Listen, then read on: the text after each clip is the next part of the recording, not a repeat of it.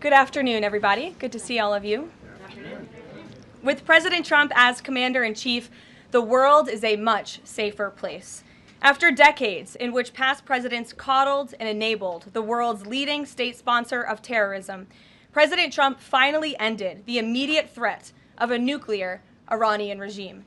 Following President Trump's command, the most powerful military in the history of the world executed massive precision strikes on 3 of the Iranian regime's key nuclear facilities. The objective of Operation Midnight Hammer was to destroy the regime's nuclear enrichment capacity and stop the grave nuclear threat posed to the United States, Israel, and the rest of the free world.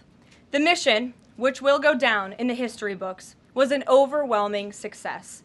Secretary of Defense Pete Hegseth and the chairman of the Joint Chiefs of Staff Dan Raisin Kane covered the operation in great detail at their briefing this morning at the Pentagon, and I encourage every American to watch it. As President Trump has said repeatedly, the United States of America has the greatest, fiercest, and bravest armed forces ever to stride the face of this earth, and we couldn't be more grateful and proud of our nation's warriors. The Iranian regime was weeks away from being able to produce a nuclear weapon that would threaten the entire world before President Trump took this decisive action on Saturday night to obliterate their nuclear capabilities. The contrast in leadership could not be more clear. Barack Obama and Joe Biden sent pallets of cash, American taxpayer dollars, in a failed attempt to buy the Iranian regime's compliance with a weak and ineffective deal. President Trump sent a fleet of American warplanes to destroy Iran's ability to produce a nuclear weapon. The United States and the entire world are safer because of this president's decisiveness.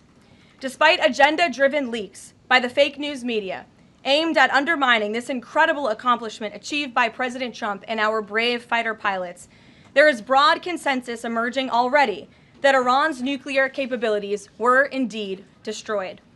The United States, Israel, the United Nations, and even Iran all agree they can no longer build a nuclear weapon. So why did the president immediately turn to obliterating after the Iranian nuclear threat? Securing peace. Within 48 hours of the devastating strike, President Trump and his team brokered a historic ceasefire between Israel and Iran and officially ended the 12-day war. The Middle East is now shifting away from chaos and bloodshed and moving toward the beginning stages of a new era of peace and stability that President Trump has long called on them to achieve. This was unthinkable at this time last week, and this is what peace through strength looks like.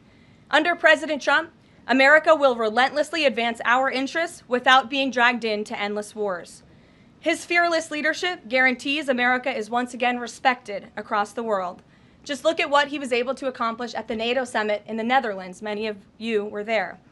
Our allies agreed to invest 5% of their GDP annually in defense because President Trump demanded it. This will be the most significant reinforcement of NATO's collective defense in the history of the NATO alliance. And as a result, the United States of America will carry less of the burden, and our NATO allies will be stronger than ever before. As NATO Secretary General Rutte put it, for too long, one ally, the United States, and our taxpayers, I may add, carried too much of the burden of that commitment. And that changes today. President Trump made this change possible. We will produce trillions more for our common defense to make us stronger and fairer by equalizing spending between America and our allies. This is the Trump effect. This is what the president meant when he declared that America is back. Now, back here at home, Americans are paying much cheaper prices for gasoline this summer, as both the Wall Street Journal and the New York Times pointed out today. Here's how the Wall Street Journal put it. Hitting the road this summer won't bring as much of a big hit to your wallet. The national average for a gallon of regular gasoline is about 23 cents cheaper than this time last year. Analysts say plentiful supply is expected to keep prices down in the coming months. These are the cheapest gas prices at this point of the summer since 2021. And despite all the doom casting from liberal pundits, oil prices on Tuesday were lower than before the Israel-Iran conflict began. As President Trump continues to unleash American energy, our country will have even more efficient, reliable, and affordable energy to protect our national security and fuel our people. Later this afternoon here at the White House, the president will host a One Big Beautiful event in the East Room to rally Republicans to get the One Big Beautiful bill across the finish line. At that event, he will be joined by everyday Americans from across the country who will massively benefit from the common sense policies and provisions within this bill. This is the largest tax cut for working and middle-class Americans in history, and it's going to put more money into the pockets of hardworking Americans. Families will see an average increase in take-home pay of more than $10,000 per year. Americans earning between $30,000 and $80,000 per year will see a 15% tax cut. Overtime and tipped workers will save thousands of dollars annually. And our amazing seniors will receive historic financial relief by reducing the tax burden on their Social Security benefits. Simply put, this bill is going to unlock the golden age of America. And we look forward to continuing to work with the Senate and the House to see this bill on the president's desk for signature by Independence Day. Here in our new media seat today, we have Colin Anderson with the Washington Free Beacon, who will kick off our question and answer. Colin, go ahead. Thank you, Karoline. We reported yesterday on a briefing from the Israeli defense minister in which she said the U.S. and Israel are working together to monitor any attempts from Iran to rebuild their nuclear program, and also that if Iran was to do so, the U.S. and Israel would work together to once again destroy that nuclear program. Is that aligned with the president's thinking? Look, the president, as I said in those opening remarks, Colin, and thanks for being with us today, views the Middle East on its way to peace and prosperity. And the president used strength on Saturday night. The whole world saw that the United States is indeed the most lethal fighting force in the world with those precision strikes on Saturday evening. But the president wants peace. He always has. And right now we're on a diplomatic path with Iran. The president and his team, namely Special Envoy Witkoff, continue to be in communication with the Iranians and especially our Gulf and Arab partners in the region to come to an agreement with Iran. As for our alliance with the State of Israel and that friendship and that partnership between the United States and the State of Israel, I would argue it has never been stronger. And we see a new era in which perhaps some of these Gulf and Arab states can sign on to the Abraham Accords. That was one of the president's most signature accomplishments in his first term, and he'd like to see more of those countries sign on in this second term. And so we look forward to sustaining a long and durable peace in the region, and the president wants to do that through a diplomatic solution. But as he proved on Saturday night, he's not afraid to use strength if we need to do it. Gabe. Thanks, Karoline. The president mentioned in a Truth Social post that no enriched uranium was moved from Fordow. What about the other two sites, Isfahan and Natanz, and how can the president be so sure that no uranium was moved? Well, what I can assure you is that the United States and our intelligence agencies and Director Ratcliffe and the President's entire national security team were obviously watching these sites very closely in the weeks and the days leading up to the attack on Saturday, which I will add was one of the most secretive and successful operations in United States history. I think many of you in this room would agree with that because none of you in this room knew about the strike on Saturday until it took place. So we were watching closely, and there was no indication to the United States that any of that enriched uranium was moved prior to the strike. From any of the sites? Correct. And then one more thing, Karoline. Next week, the president mentioned that there would be talks with Iran. Didn't mention any details, and Iran has not confirmed them. Can you share any details about any potential talks next week? We don't have anything scheduled as of now, but I spoke to our Special Envoy Witkoff at length this morning, and I can assure all of you we continue to be in close communication with the Iranians and through our intermediaries as well, namely the Qataris, who have been an incredible ally and partner throughout this entire effort. And as I said, this administration is always focused on diplomacy and peace, and we want to ensure we can get to a place where Iran agrees to a non-enrichment civil nuclear program. And there are many other requests that the United States has. Those details continue to really, they're just starting. Of course, the operation was just on Saturday night, but we are in touch. And if there is a meeting, we will let you know, as we always do. Brian. Thank you, Karoline. There's two. One on trade. On the July deadline that's coming up for the trade deals, is that deadline still hard and fast for the president, or is he now considering even coming to trade deals after that deadline, and where is he on that going forward? I think the president has been asked this quite a few times by many of you in the media. I've heard him answer it at press conferences and at gaggles. He just spoke about it on Air Force One. The deadline is not critical. The president can simply provide these countries with a deal if they refuse to make us one by the deadline, and that means the president can pick a reciprocal tariff rate that he believes is advantageous for the United States and for the American worker, and he will continue to do that. But as for the deals, our United States Trade Ambassador, Jamison Greer, I speak to him frequently. He's working very hard, and he has had very good and productive discussions with many of our key trading partners. And on the One Big Beautiful Bill, there's conversations on the Hill right now about the Medicaid cuts. Yeah, I'm curious if the final bill that the president's been talking about comes to him and it has Medicaid cuts in it, will he sign it, or would he rather just Congress do away with those cuts? I think our friends in both the Senate and the House know exactly where the president stands on Medicaid. He wants to get rid of the waste, fraud, and abuse, and they are working to do that in the Senate right now. Jennifer. Follow up on that, on the big beautiful bill, is there enough time for Congress to work through the issues it needs to work through? I'm saying, does the president need to move back his deadline a little bit? We expect that bill to be on the president's desk for signature by July 4th. I know that there was a ruling by the Senate parliamentarian this morning. Look, this is part of the process. This is part of the inner workings of the United States Senate, but the president is adamant about seeing this bill on his desk here at the White House by Independence Day. And then on Israel, is there a date set for the Prime Minister to visit the White House yet? Is he coming in a couple weeks? There isn't a date, but the Prime Minister has expressed interest in coming to the White House to meet with the president and come to Washington. The president is obviously very open to that, but we don't have a date. When we do, we'll let you all know. Kate. The president suggested he was open to sending more Patriot air defense missiles to Ukraine. Is that going to happen, and were there any other assurances that he made directly to Zelensky when they met?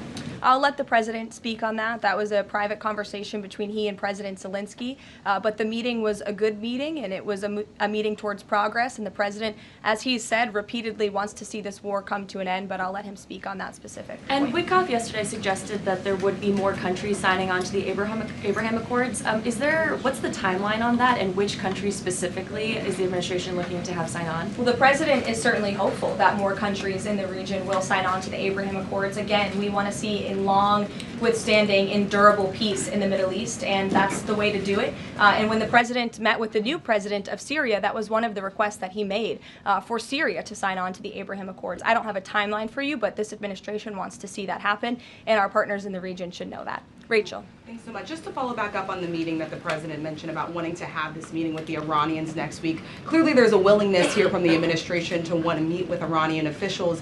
What is the holdup here in trying to schedule it? Are you experiencing any resistance from the Iranians? No, have some patience. We just had this strike on Saturday night. The president secured a ceasefire. A lot has happened in the last week. He was just in the Netherlands. Now he's back home to have a big event this afternoon on the One Big Beautiful Bill and get our domestic priorities across the finish line. So we'll get there, and like I said, we're in constant communication. And just one more, just on the goal of the meeting. The president mentioned yesterday that it may not be necessary to have an agreement with the Iranians. What is the purpose, what would be the goal of this meeting? Again, to continue moving forward towards a long-standing peace in the Middle East. Jordan.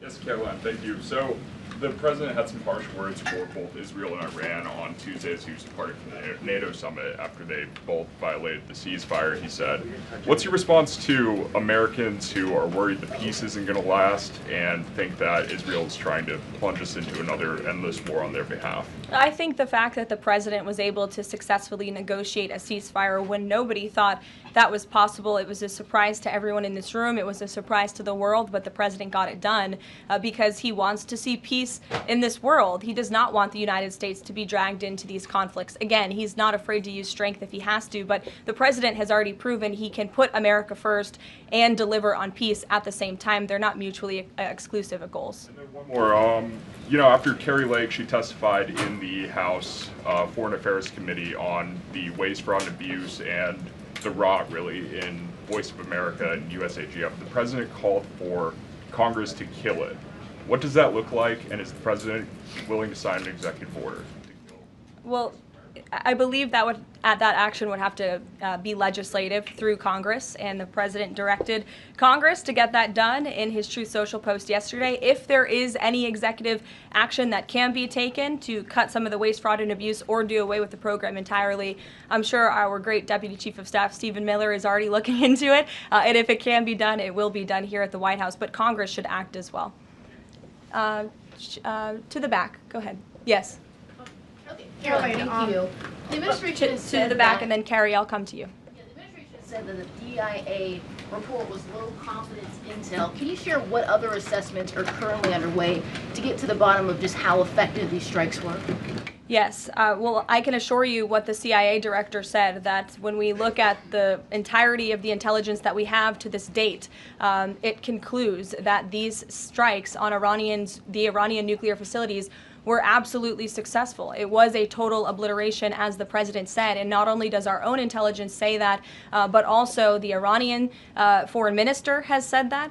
We saw Israel conclude the same thing based on their own intelligence. We also had the United Nations say that as well. So I think the only other time the United Nations, Israel, Iran, and the United States has agreed on something is that the sky is blue, but they all agree that Iran's nuclear facilities were completely demolished. And I would just like to reemphasize, you mentioned this was a low confidence preliminary intelligence assessment, and the entirety of that assessment was not leaked to the media. Only tidbits of that assessment were leaked to CNN. And we have seen this playbook run before, where you have people in the intelligence community, or perhaps on Capitol Hill, we don't know, but I believe the FBI is investigating to find out who that leaker was, because it's illegal and they should be held accountable for that, leaked bits and pieces of an intel assessment to push a false narrative. And it's to the same reporter, I will add, Natasha Bertrand of CNN, who has done this in the past. In 2020, it was Natasha Bertrand who had 51 intelligence analysts falsely lie to her, but she still put it on paper for some reason, that the Hunter Biden laptop story was Russian disinformation. We all know that's not true, right? We can all agree on that now. That was a lie from the intelligence community. Also in 2020, this same reporter, Natasha Bertrand, wrote that a top intel agency ruled out the man-made lab leak theory of the coronavirus origins. Again, the president was right about that. This reporter wrote a lie from the intelligence community to seek a narrative she wanted to prove, and guess what? We now know that's the truth. Also, in 2024, Bertrand pushed the suckers and losers hoax. She also pushed the fine people hoax, which was taking the president's words purposely out of context. And then last October, and I believe this is notable, Natasha Bertrand published an article in Politico from the intelligence agency. She said that John Ratcliffe was speaking without any evidence when he said Iran was attempting to undermine President Trump's presidential campaign. And then we, of course, found out that was absolutely true. In fact, the Biden administration declassed an intel report which said they had high confidence that Iran had done exactly what Ratcliffe alleged. They did run an influence campaign to hurt President Trump's candidacy. In fact, we know the Iranians tried to take President Trump's life. And so this is a reporter who has been unfortunately used by people who dislike Donald Trump in this government to push fake and false narratives. She should be ashamed of herself. And that's not what reporting is. Journalism is trying to find the facts and the truth. And this week we saw this same reporter being used to push a fake narrative to try to undermine the President of the United States, and more importantly, the brave fighter pilots who conducted one of the most successful operations in United States history. And I think the American people fully know that this operation was a complete and total success. Elizabeth. Thank you, Caroline. The Miami Herald recently published a story saying the Trump administration was targeting migrant foster children. The Trump administration has denounced this as false. Could you clarify the Trump administration's position on protecting migrant children, particularly the 300,000 lost under the Biden administration? Yes, I saw that Miami Herald article yesterday, and I was aghast at the headline. It's egregious to accuse this administration of trying to target foster children. That is not at all what is happening at the Department of Homeland Security.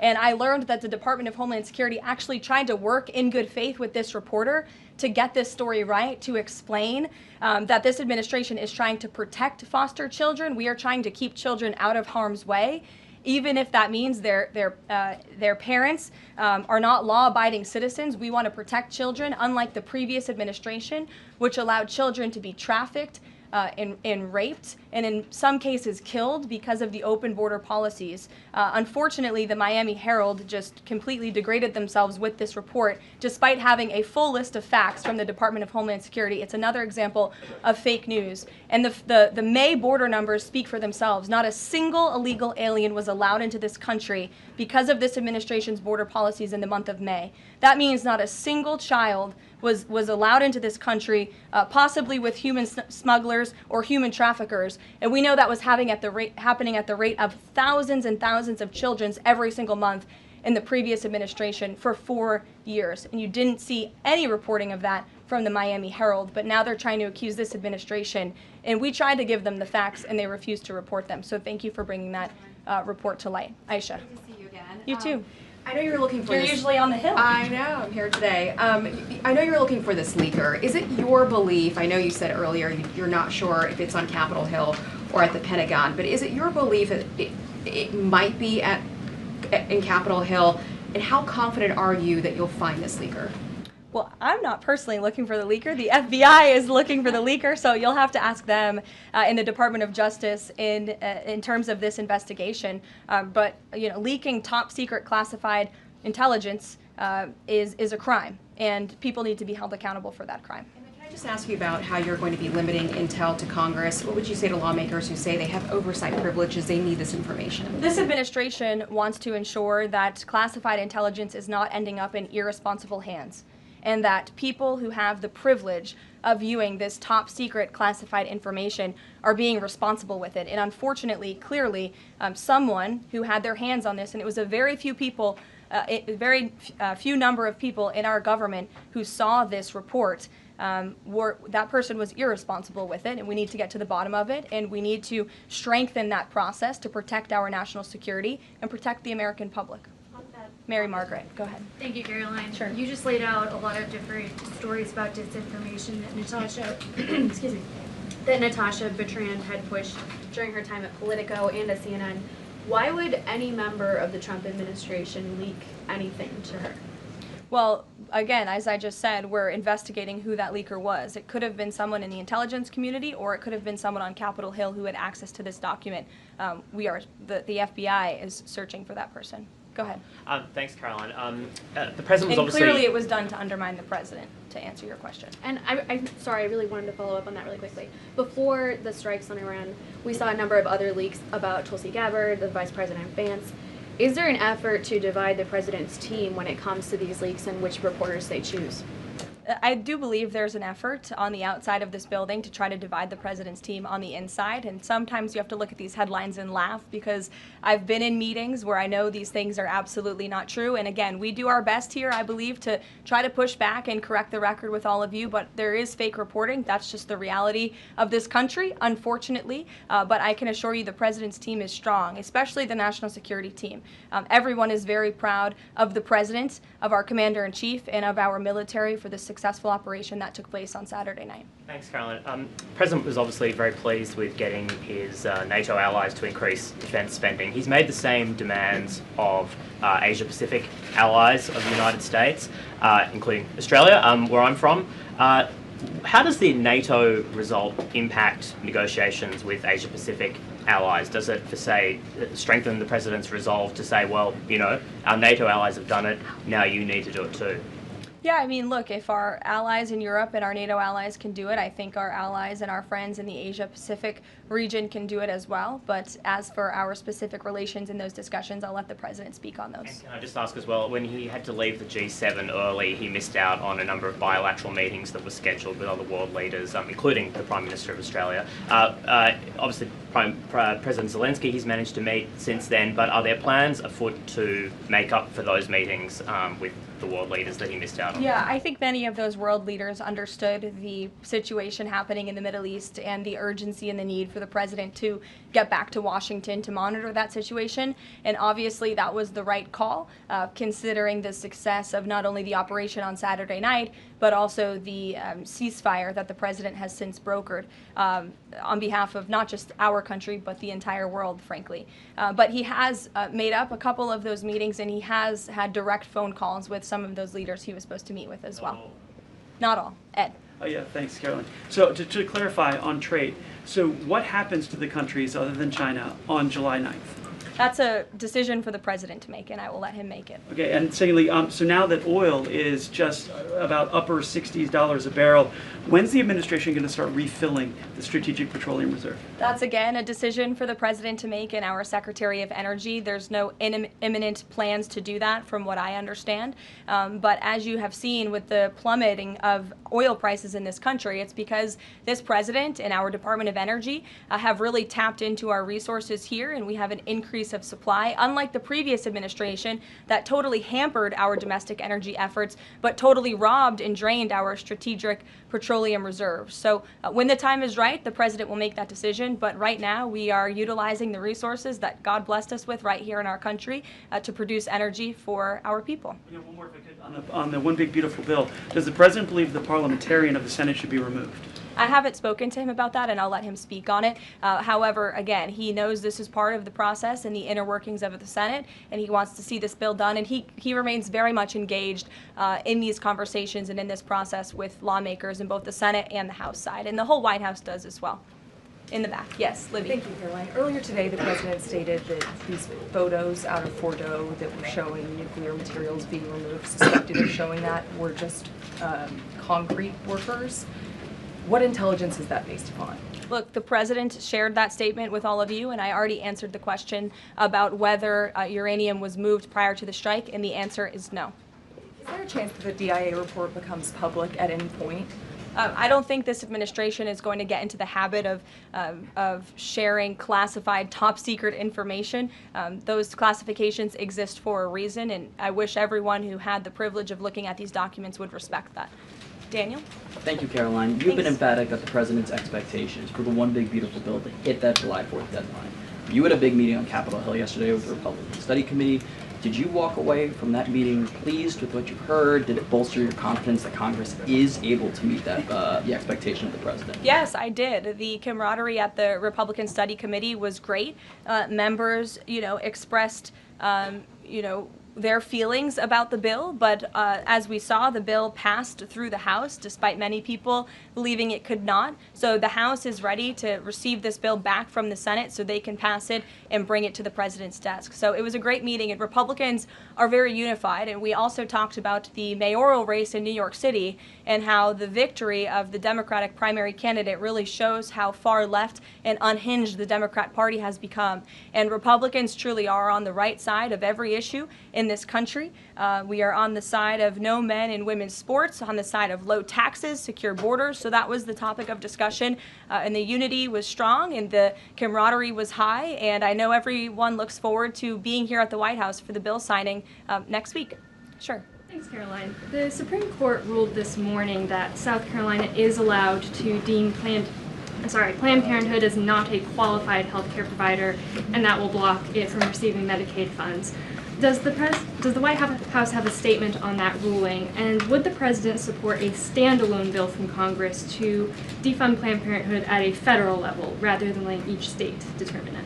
I'll let the president speak on that legislative priority, but as for the Supreme Court ruling, the president has always maintained that Americans should not be forced to violate their conscience and their religious liberty by having their tax dollars fund abortions, and we're glad the Supreme Court ruled on that side today, or yesterday.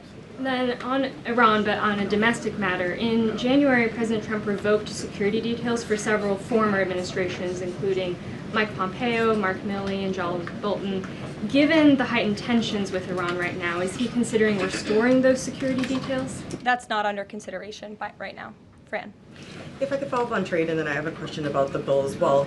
Are you saying at this point that there's no plans to extend that July 8th and July 9th deadline? I mean, especially with everything that's been going on from Iran to the tax bill on Capitol Hill, is that under consideration at all at this point? Perhaps it could be extended, but that's a decision for the president to make.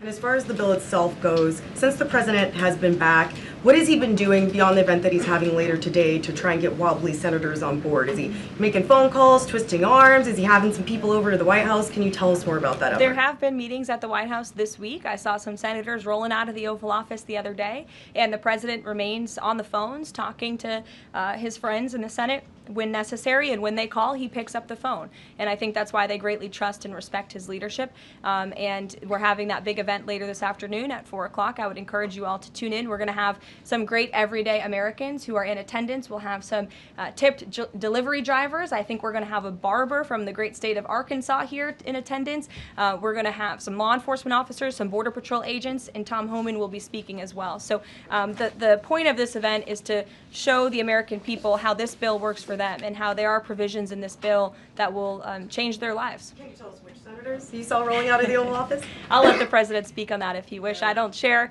details about his private meetings without his permission. Emily, go ahead. Today, the Justice Department announced it was opening an investigation into employment discrimination at the University of California, alleging they had race and sex-based quotas.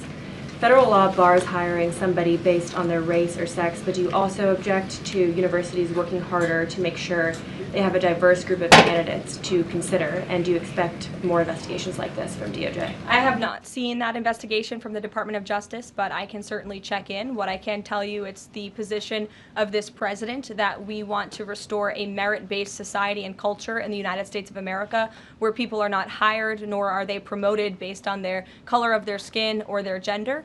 The president wants people to be hired in the workforce because of their merit and their skill, and I think most Americans agree with that. I'll take one more. Carrie, because I promised you earlier.